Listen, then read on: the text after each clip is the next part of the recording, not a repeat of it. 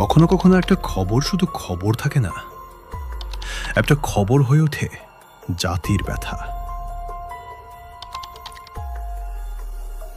Dubai air শোতে ভারতের তেজাস ভেঙে পড়ল, আর আমরা হারালাম আমাদের আকাশ যোদ্ধা উইং কমান্ডার নমমঞ্চ সিয়ালকে।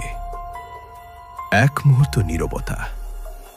দুবাই আকাশ রোদে ঝলমল করছে, লাখো দর্শক অপেক্ষা করছে ভারতের তেজাস দেখার জন্য। সেই সকালটা ছিল উত্তেজনা, গর্ব আর প্রত্যাশায় ভরা।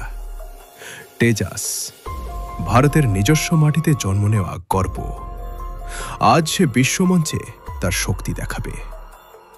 তেজাস রানওয়ে থেকে আকাশে উঠে যাচ্ছে, জেট আকাশে ঘুরছে, গর্জন করছে।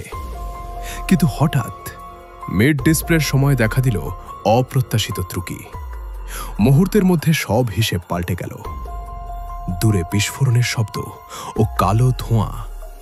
আইএএফ নিশ্চিত করল পাইলট উইং কমান্ডার নমমঞ্চ সিয়াল গুরুতর আহত হন এবং শেষ পর্যন্ত তিনি বাঁচতে পারেননি।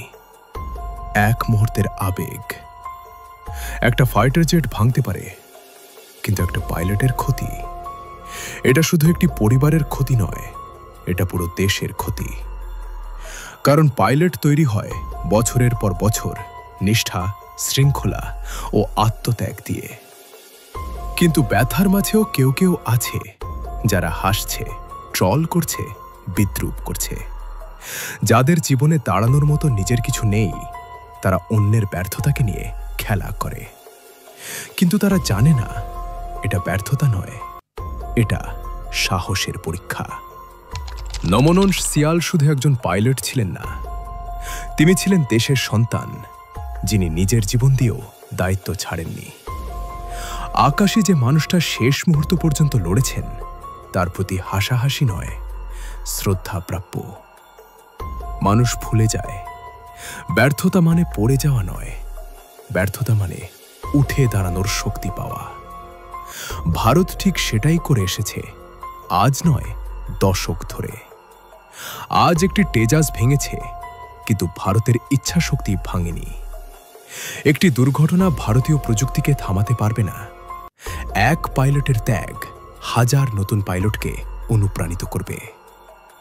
ভারতীয় বিজ্ঞানীরা তেজাসের নীল নকশার সামনে দাঁড়িয়ে, আইএএফ কর্মকর্তারা তদন্ত করছে। ভারত ধ্বংস থেকে শেখে, ব্যর্থতা থেকে উঠে দাঁড়ায় এবং প্রতিটি ভুল থেকে আরও শক্তিশালী হয়। যেমন নমমঞ্চ সিয়াল তার জীবন দিয়ে আমাদের শিখিয়ে গেলেন, দেশের জন্য উড়ে যাওয়া মানেই জীবনের থেকেও বড় দায়িত্ব। আজ আমরা শোক করি, কিন্তু মাথা উঁচু করে শোক করি।